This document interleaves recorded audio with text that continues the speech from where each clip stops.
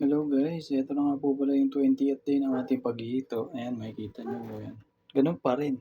Malamig ngayon, talagang hindi sila masyadong kumakain. Kakalagay ko lang ng pagkain, parang hindi sila alert, wala lang. Tapos yung tubig, mukha lang madumi, pero malinis yan.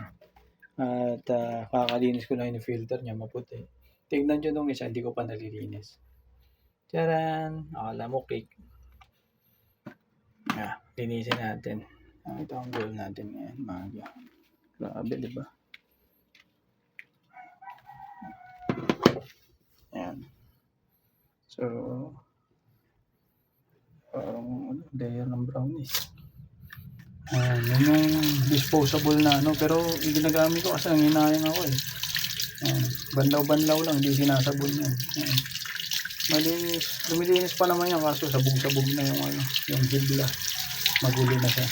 Kaya ito yung magandang filter eh. Ito makunat to eh.